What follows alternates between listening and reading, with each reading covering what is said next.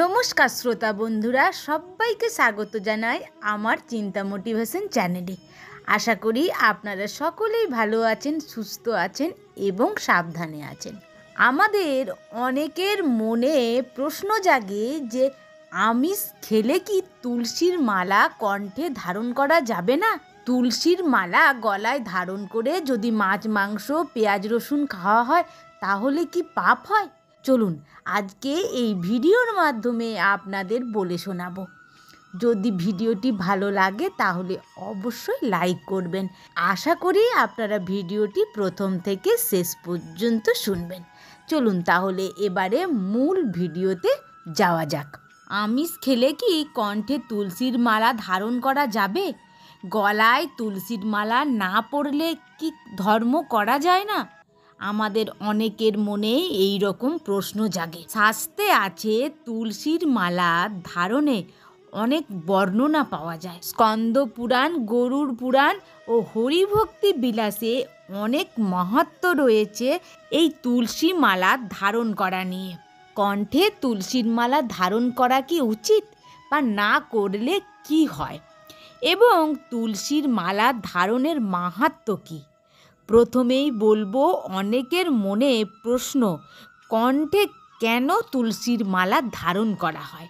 তুলসীর মালা ধারণ করা হয় এই কারণে যাতে ভগবান তুষ্ট হয়, আর আমরা চাই ভগবান আমাদের ওপর সব সময় সন্তুষ্ট থাকুন। তাই বৃন্দা দেবী অর্থাৎ তুলসী দেবীকে আমাদের গলায় মালা হিসেবে রাখা হয়। তুলসী দেবী হলেন ভগবানের অত্যন্ত প্রিয়, তিনি ভগবানের প্রেয়সী। আর যদি আমরা ভগবান শ্রীকৃষ্ণের কৃপা পেতে চাই তাহলে অবশ্যই তুলসীর মালা গলায় ধারণ করা উচিত। এবং শাস্ত্রে উল্লেখ আছে, যদি কোনো বৈষ্ণব বা কৃষ্ণ ভক্ত কণ্ঠে তুলসীর মালা ধারণ করেন তাহলে তিনি মৃত্যুর পরে বিষ্ণু ধামে গমন করেন। এ বিষয়ে কোনো সন্দেহ নেই। যে ব্যক্তি কণ্ঠে তুলসীর মালা ধারণ করেন তিনি মৃত্যুর পরে ভগবত ধামে গমন করেন।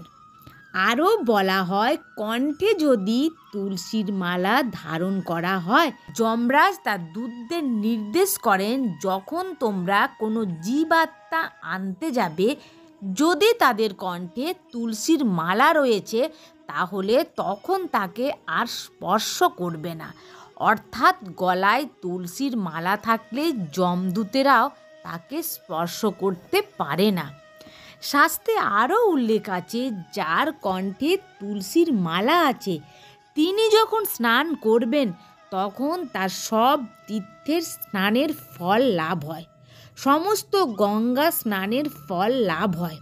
শাস্ত্রে আরও বলা হয়েছে যে যার কণ্ঠে তুলসীর মালা আছে সে যখন ভগবান কৃষ্ণের প্রসাদ গ্রহণ করবেন তখন তার সকল যজ্ঞের ফল লাভ হয়। কেননা কণ্ঠে তুলসীর মালা চারদিক ঘিরে রয়েছে, আর যখন কণ্ঠের মধ্য দিয়ে প্রসাদ গ্রহণ করি তখন আমাদের সকল যজ্ঞের ফল লাভ হয়।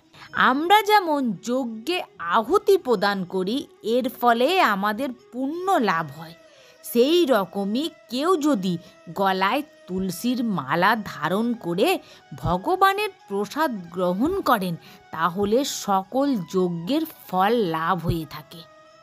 এই রকম শাস্ত্রে অনেক ধরনের মাহাত্ম্য রয়েছে তুলসীর মালা ধারণের ক্ষেত্রে। এই রকম শাস্ত্রে অনেক ধরনের মাহাত্ম্য রয়েছে তুলসী মালা ধারণের।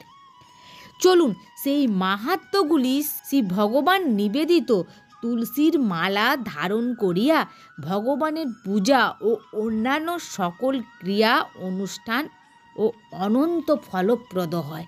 অর্থাৎ তুলসীর মালা যদি গলায় ধারণ করে ভগবানের পুজো করেন তাহলে সেটি অনন্ত ফলপ্রদ হয়। গরুড় পুরাণ অনুযায়ী শ্রী মার্কেন্ডীয় ঋষি উল্লেখ করেছেন, হরিভক্তি বিলাসে তুলসী কাষ্ঠের মালা ধারণকারী দ্বারকাবাসের ফল পান। প্রসাদী তুলসী মালা ধারণে পাপহীনতা আসে এবং শ্রীকৃষ্ণ তাহার প্রতি সন্তুষ্ট থাকেন। যদি কেউ তুলসীর মালা গলায় ধারণ করে ভগবানের পূজা, আরতি বা ভোগ নিবেদন করেন, তার অনন্ত গুণ ফল লাভ হয়।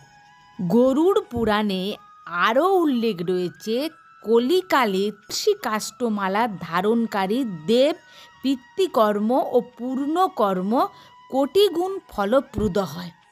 কণ্ঠে তুলসী মালা দেখিয়া যমদূতগণ দূর হইতে পলায়ন করে এবং ভ্রমণ, দুর্ঘটনা, দুঃস্বপ্ন, স্বাস্থ্যজনিত ভয় নাশ হয়। অর্থাৎ কণ্ঠে যদি তুলসী মালা থাকে তাহলে যম দেখে পালিয়ে যায় এবং ভ্রমণ, দুর্ঘটনা বা খারাপ স্বপ্ন, স্বাস্থ্য সবই ভালো থাকে তুলসীর মালা গলায় ধারণ করলে। গরুড় পুরাণ অনুযায়ী আবার বলা হয়, হেতুবাদ পরায়ণ পাপমতী ব্যক্তি মালা ধারণ করিয়া হরিকোপানলে দগ্ধীভূত হয় এবং নরক বাস করে। অর্থাৎ এখানে বলা হয়েছে, যারা মাছ, মাংস বা আমিষ ভোজন করে তুলসীর মালা ধারণ করে বা সহস্র মিথ্যে কথা বলে, তারা কোনো দিন পাপ থেকে মুক্ত হয় না, তারা নরকবাসী হয়। এবারে আসা যাক তুলসীর মালা কিভাবে ধারণ করবেন। না, তুলসীর মালা কখনো এমনি এমনি ধারণ করা যায় না। তুলসীর মালা ধারণ করতে হলে তার নিয়ম মেনেই করতে হয়। স্কন্দ পুরাণ অনুযায়ী তুলসী কাষ্ঠের মালা ভগবানকে নিবেদন করে সেই প্রসাদী মালা ধারণ করতে হয়। নিবেদন না করে সরাসরি ধারণ করলে নরকগামী হয়। তুলসী মালা কণ্ঠে ধারণের বিধি মন্ত্র বলে তবেই কণ্ঠে ধারণ করতে হয়। এই মন্ত্রটি বলে ধারণ করবেন, হে মালে, হে কৃষ্ণ ভক্তাদরণীয়ে, হে তুলসী কাষ্ঠ সম্ভবে, আমি তোমাকে কণ্ঠে ধারণ করিতেছি, আমাকে কৃষ্ণের প্রিয় পাত্র করো। এই মন্ত্রটি বলে কণ্ঠে ধারণ করতে হবে। এবারে আসা যাক 3 প্যাচ তুলসীর মালা কেন ধারণ করা হয়। না, মদনমোহন, গোবিন্দ এবং গোপীনাথ এই 3 বিগ্রহকে স্মরণ করে 3 প্যাচ তুলসী মালা কণ্ঠে ধারণ করা হয় এবং আরও অনেক কারণ রয়েছে, সেই সম্পর্কে বিস্তারিত অন্য ভিডিওতে আলোচনা করব। তাই অবশ্যই তুলসীর মালা কণ্ঠে ধারণ করা উচিত। তুলসী মালা ধারণ করলে অবশ্যই বিষ্ণু ধামে গমন করতে পারবেন, সেই সম্পর্কে স্কন্দ পুরাণে উল্লিখিত রয়েছে। বিধান অনুসারে প্রার্থনা করিয়া যে বৈষ্ণব অগ্রে শ্রীকৃষ্ণের গলায় মালা অর্পণ করিয়া পরে নিজের গলায় ধারণ করে, তিনি বিষ্ণু ধামে গমন করেন। তাই সকল শাস্ত্রেই বলা হয়েছে, যারা কণ্ঠে তুলসীর মালা ধারণ করে থাকেন বা করবেন, তাদের অবশ্যই নিরামিষ ভোজী হওয়া দরকার। মাছ, মাংস, পেঁয়াজ, রসুন, আঁশ জাতীয় খাবার বর্জন করা উচিত, তবেই তুলসীর মালা ধারণ করবেন।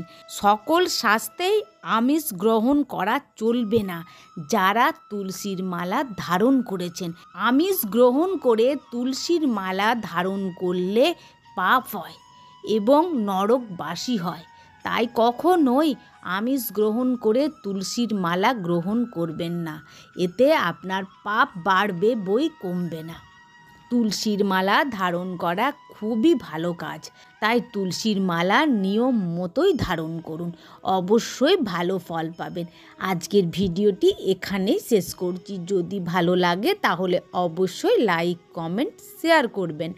আপনারা ভালো থাকবেন, সুস্থ থাকবেন এবং সাবধানে থাকবেন।